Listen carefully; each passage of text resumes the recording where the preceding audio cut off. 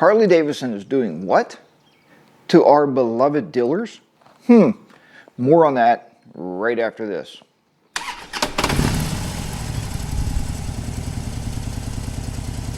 Hey folks, and welcome back once again, my friends, to HarleyDayRider, your good old friend HDR.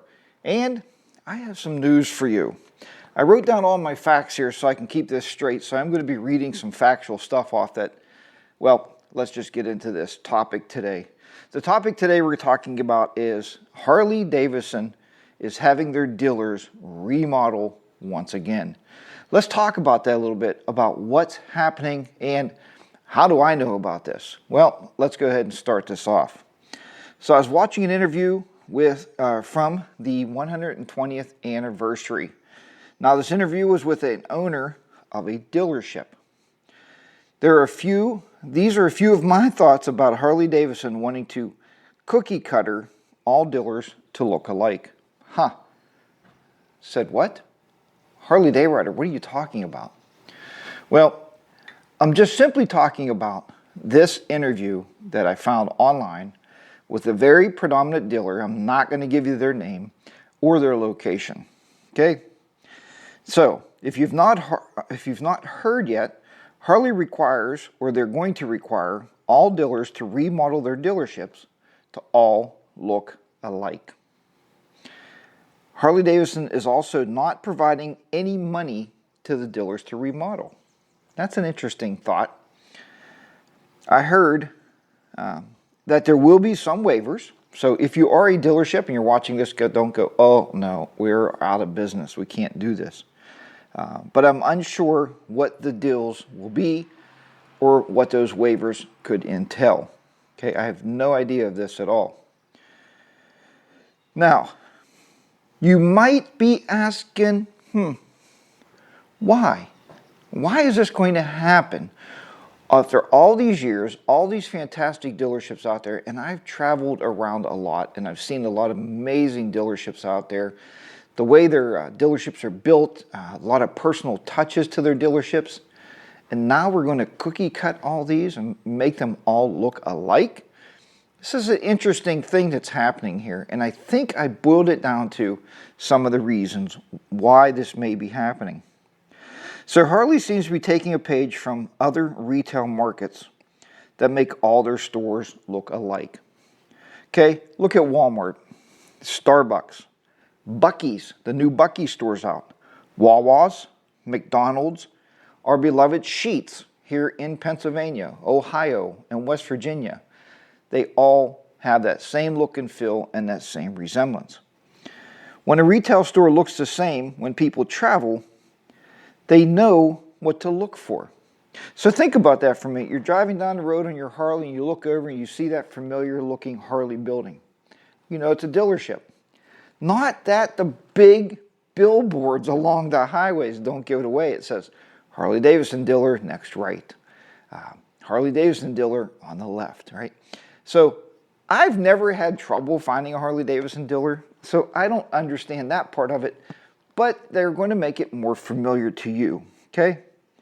Now, the reason I believe retail chains do this, and if you're a retail guy, you probably know more about this than I do. I've worked at a couple retail jobs in some chain stores, so I do get it, and I do understand what they're doing. Once inside of one of these look-alike retail chains, you as a customer know where everything is located. So think about that. You walk into one dealer, whatever, Blue Mountain Harley-Davidson, any one of these dealers, Valley Harley-Davidson, Steel City Harley-Davidson. You have to be familiar with the store and you walk in to know where the parts counter is, to know where the t-shirts are located and the merchandising, to know where you can find a poker chip. Well, wonder if you walk in the store and it gives you that hometown feel. It looks just like the store that you have at home. You walk in, you know exactly where the counter is. Run over and get a poker chip. You walk in, you want to see the new motorcycles, you know where they're located. You know where the service desk is located. So I think that's what they're looking for here, to be very familiar to you, the customer, is my thoughts, okay? And I feel that Harley wants to make you feel like you're at home, okay? The trusted dealers, and they're trusting these dealers to make them all look alike. So when you walk into these dealerships, and if it looks exactly like the other one, just like when I walk into a Sheetz, I know where the sunflower seeds are. I know where the water is located in the coolers. I don't have to browse around the store. Now that's good or bad, because the more you browse, the more you will buy. So here is the downside. And I feel that there is a downside to this, all right? The downside I feel on this move is that you're taking away the dealer's individual look and feel. Some of you guys out there have some amazing dealers. Look at the Smoky Mountain Harley-Davidson. You walk in there and it's just amazing to look around, right? They have history. They have stuff from, you know, the 1900s from Harley-Davidson in there. And they put their own personal touches on these stores. And I think that makes it have that flair where me as a motorcyclist, I want to drive around and see these different dealers. If they all look alike, what would be my purpose for driving to these dealers to see what they have to offer me? I don't think much at all, actually. So, like I said, I've been to many of them, and you know, some of them go above and beyond to make their places very, very special. And that is very much key to being a franchise and independent dealer. But folks, franchises have been around a long time. McDonald's have franchised. They tell people how the store looks, how the tables are located, what foods you're going to sell, what could be on your menus. You know, and they all look pretty familiar. Starbucks is the same way. You walk in, you know where the counter's at. They all look alike. Walmart's big on this. You walk into Walmart, we've been in Walmarts across this country. I walk into one, it feels like I'm walking into the Walmart in my hometown. I know exactly where everything's located, and I know where I can pick up the stuff that I need. Say if I just need a tube of toothpaste because I'm on the road and I ran out, I can run into Walmart and pick that up right away, okay? So I think they're bringing, you know, and it's taking, many dealers also set themselves apart by bringing their own visions to their dealership's look and feel. And I think that's a great thing. So should they be cookie cuttered? I don't know. Now, I was thinking, okay, so HDR, you want to become a dealer, right? I love to deal Harley motorcycles. I'd love to open up my own dealership. So I went to their page to see how to franchise. I thought, okay, if they're going to redo all these stores anyway, now's the time to buy in. I could build it exactly the way they want me to build it. It will look like everybody else's, but it will be mine. And I said, I can do this. So let me talk to you a little bit about what's on that page to become a Harley-Davidson dealership. Okay? All right. So let's go over a couple of these. Harley-Davidson dealers, these are exact quotes from their website. Harley-Davidson dealers are on the front lines of ownership experience.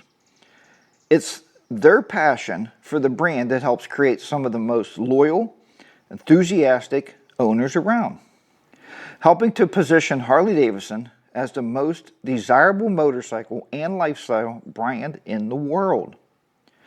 We value candidates with a successful retail background in automotive or power sports with experience selling new vehicles.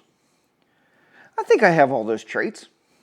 Maybe not a lot of experience of selling vehicles, but I'm sure I've sold stuff in my life, and I'm sure I could sell something. So I think I can wither my way into that as a write-up. Now, let's talk a little bit about financial requirements. This is where HDR will not have a dealership. You personally must have $2 million total net worth. $2 million, folks. I don't have that in my savings account. Many of you may not either. I don't know who would have, and I told Mrs. HDR I was going through these, and I talked to her about that. I said, if you have $2 million, do you really want to start a dealership? You really have to have that passion, right? If you have that kind of money laying around and you just say, let's open a dealership. $1 million in liquid, unencumbered assets, excluding real estate equity. So even if you have that $5 million home, they can't count that. You have to have $1 million in liquid assets. Money, cash, okay? Okay, debt to equality ratio, no more than 1.5 to 1, okay?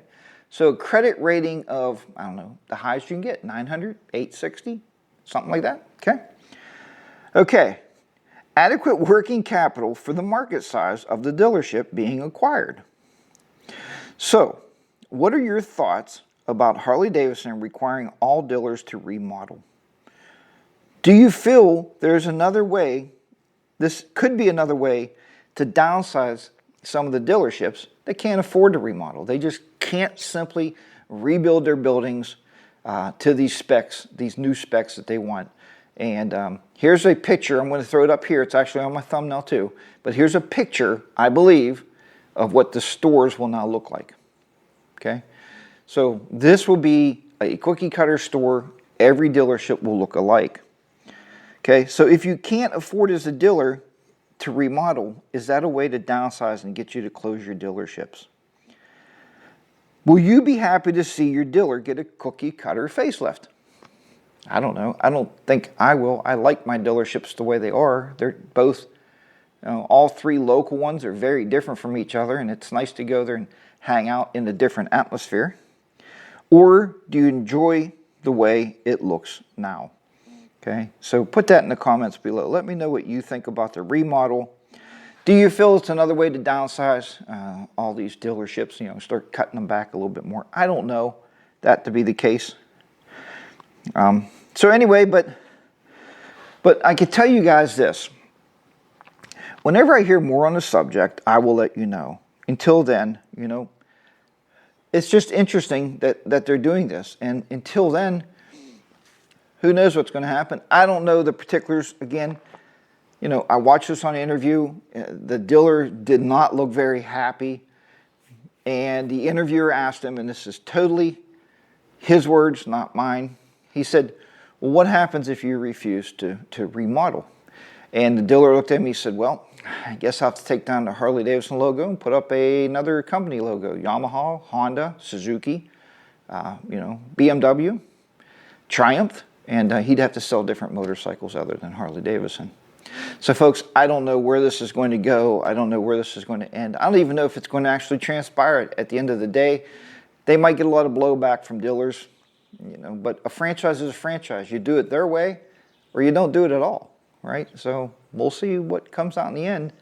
But hey, I hope that you heard it here first, other than the interview that I heard. Maybe you've seen that interview. I don't know.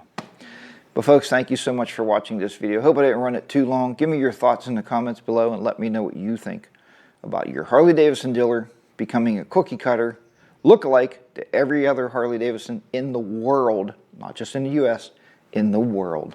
Okay, take care, everybody. Until then, remember, ride your own ride. Be safe out there, my friends. HarleyDayRider, your good old friend HDR, will be down and out in the beautiful HDR garage here in southwestern Pennsylvania. I'll talk to you all next time. Bye-bye for now, everybody.